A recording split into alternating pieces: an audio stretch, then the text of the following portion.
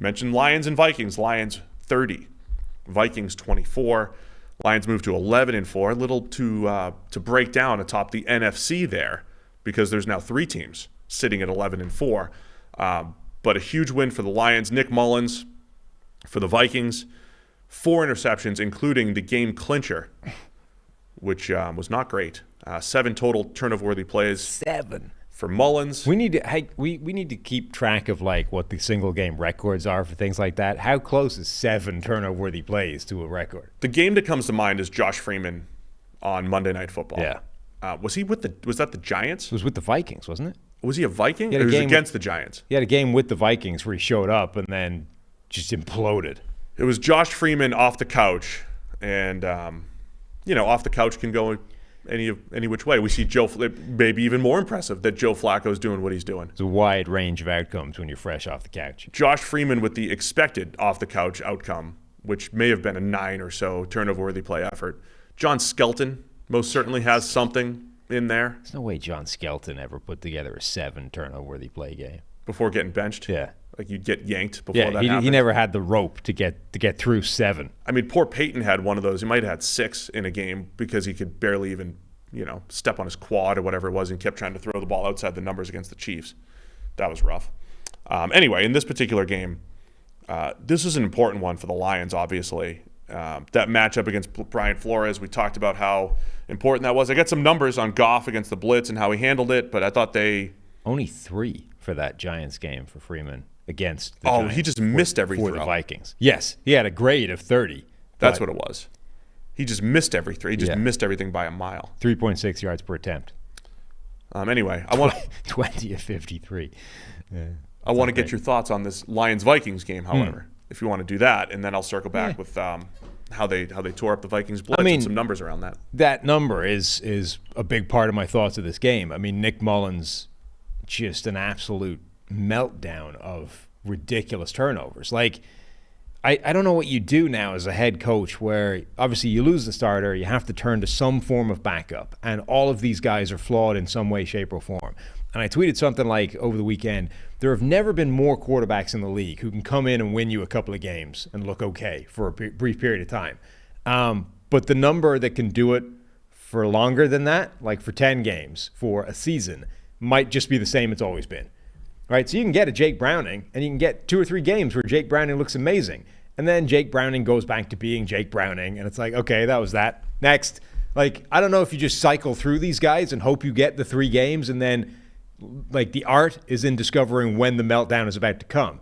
You jump away from Josh Dobbs just in time to get a couple of good Nick Mullins games, and then before this game, you go, no, this is Jaron Hall's start this week. We used to play that game. Remember Ryan Fitzpatrick? But I don't know if you can predict them. I think it's rolling the dice every time you send one of these guys out. Like, are we going to get the game where he does a pretty good job? It's maybe 1 or 2, rough plays in there because he's Nick Mullins. Or are you going to get the game where it looks like he cannot avoid throwing a turnover? Like, there's nothing I can call where he's not just going to go, like, close his eyes, blindly heave a duck into the middle of the defense, and turn a turnover into something that shouldn't have existed. Like, I don't know if you have any control over that, if you're just at the mercy of when that's going to show up. But that showed up in this game where, for all the good Nick Mullins does, and there is some, like, he can move the ball, he can, make some passes, he can diagnose the defense, he can, like, there was some positive in there. But all of it was undone, and then some, by not being able to go more than like a drive and a half before throwing the ball to Detroit. Yeah, I was going to say, if you take out the 7 turnover-worthy plays, there was a lot of good in there. I mean, again, I think you also see just the impact of Justin Jefferson. No matter who the quarterback is, that dude's open. And dude, he did it again. 141 yards. 3rd and 27 play was like the 4th and 18 play against the Bills, where it's like they just threw it up. Jefferson's down there. I know it's double coverage, but what the hell? That's still our best option. And he comes down with it for the second time. And then the last interception, the last turnover-worthy play, that was a pass that was there to be made. Like, I don't know what happened to that, but it just came out like an absolute dead duck and was off by 10 yards. If he actually put it where he was trying to put it, that might have hit it. You know me, a big context, weather guy, and the whole thing. And I'm always looking for, like Mahomes threw some passes yesterday where you're like, man, it was windy yesterday. I can kind of see how maybe he missed a bunch. This was a dome. Yes. In a clean pocket. And a pass that looked like it was thrown in gale force winds. It looked like, yes, like there was, maybe the Lions have, you never saw the movie Angels in the Outfield from the mid-90s. No. Where they would just, the Angels would fly through and like take the ball and put it over the fence. It was like forces took this ball and were like, this is just going to slow down and wobble. It was just a bad throw. It was a very bad throw by Nick Mullins. It was awful. He was staring it down too. But my point being, I think that was a throw to be made. Like that was like less than a minute left, fourth quarter. They need the touchdown, and that there was a space, there was a hole and an open Justin Jefferson for that throw to be made, and then it was just one of the worst throws anybody's ever thrown without. It wasn't off platform. Like he'd gotten through the pocket at that point. He had his feet under him. It wasn't one of those ones where, there's the physical limitations of Nick Mullins are showing up, right? He was off platform. It had to be all arm. He just doesn't have Josh Allen arm. No, like that was a throw you expect Nick Mullins to be able to make, and he wasn't even close on it. I want to highlight on the other side, Detroit. Melifonwu, by the way, with that game-clinching interception. Huge win for the Lions. In addition to, he's turned into one of the most dynamic pass rushers in the NFL in the last couple of weeks. Yeah. They need it. They need it. The Lions, 2 sacks for Melifonwu as well. So he had all the stats. Did he win NFC Player of the Week? He almost certainly will, right? Are those real sacks or that just our sacks? I don't know. Anyway, the Lions, we talked a lot about what they were going to do against Flores' defense. The Flores change of pace, 3-man rush and blitz and everything. Early on, the Vikings were blitzing and they didn't really stop. And I thought that the Lions had a lot of answers. Again, we don't get a whole lot of stuff right here on the show. At least I didn't this week. I think I only got 4 games right. One thing I may have gotten right, though, is that Amon-Ra St. Brown in the Lions, they have great answers to the blitz. So it felt like Ben Johnson and the Lions offense had identified the soft area of this Vikings defense. So what we were talking about that they do, they crowd the line of scrimmage and then they either send 6 or more guys or they drop everybody out, right? But one of the other elements, one of the other unique characteristics of this defense is they have the shallowest average depth of linebacker of any team in the NFL. So all of that stacking the line of scrimmage, even when they drop out, there's a limit to how deep those guys can get because they're coming from the line of scrimmage. They're not starting, 5 yards back. So there's this very obvious no man's land in this Vikings defense between wherever that first layer gets to and the back end of the safeties, the 3 safeties and the corners and stuff, right?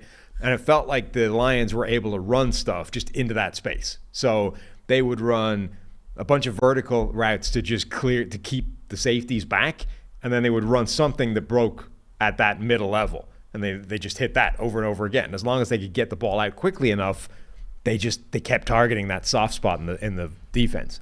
Yeah, it's a fun little cat and mouse game, Sam, and we're going to see that in a couple of weeks again. They'll have a rematch in Week 18. But here's the final numbers. Goff against the blitz, and they blitzed on 26 of, I think it was 42 or 43 dropbacks. So we're in the 60% range of bringing 5+. Goff against the blitz finished 22 of 26 for 183 and an 85 PFF grade. And Amon-Ra St. Brown, just against the blitz, 10 catches for 70 yards. In 6 first downs. So he was the guy that they kept hitting. Against no blitz, that's when the Vikings had far more success against Goff. Goff was only 8 for 14, 74 yards. Again, that'll be very interesting to see what they do in a couple weeks here. Love that matchup. Lions win this one. Here's what we have now. The 49ers on the back of their loss. 49ers, Eagles, and Lions are all 11-4, the 1, 2, and 3 seeds in the NFC. Unless the Cowboys leapfrog the Eagles, they're almost certainly going to be the top 3 seeds in some order. Lions play the Cowboys next week, but they're all 11-4, and the Niners have the tiebreaker based off. They have the head-to-head. The Niners have the head-to-head over the Eagles, but I think breaking a 3-way tie starts with conference wins or something like that. So the Niners are there's 9-1 in the conference, so they've got the tiebreaker over the Eagles. And the Eagles have the tiebreaker over the Lions due to strength of victory, which is a number as well.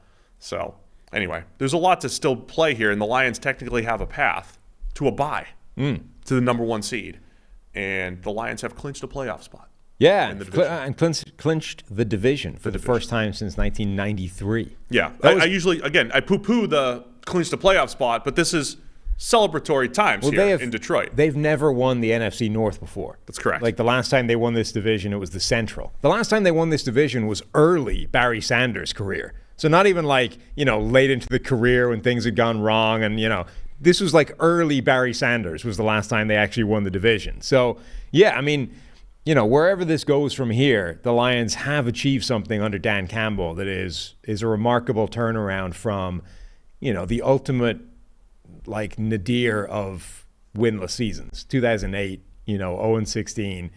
I mean, the Lions were the worst team in the NFL for a period. And now they are not just a playoff team, but a division winner for the first time since, Barry Sanders is held up as this watershed moment of when the Lions went wrong, right? They had this all-time great talent, and then they repeated it later with Calvin Johnson or maybe Matthew Stafford or whatever. But Barry Sanders is like, they had this all-world talent. They were a playoff team. They won divisions. They were young. And then they sort of systematically dismantled that team around him to the point where Barry Sanders said, enough of this crap, I'm quitting, and just walked out of the game. Like, and honestly, and you look at that and that that wasn't necessarily the reason, though. It kind of was, though. He just was done. Yeah, you watch the documentary. He's like, I don't want to do this anymore. Right, but a big reason he didn't want to do it anymore is because the Lions were cheeks.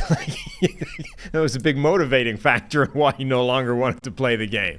But the point being, that kind of started this spiral into the Lions being terrible for a long period of time. And they've been able to, Dan Campbell has been able to preside over a true exorcism of that negative baggage. So impressive, man. What Dan Campbell has done. Just what they've done top to bottom with the Lions. So kudos to the Lions. Congrats on winning the division. And there might be more to come. They're battling for seeding, and they're battling for a potential bye here. That's all in play over these next couple weeks for the Detroit Lions.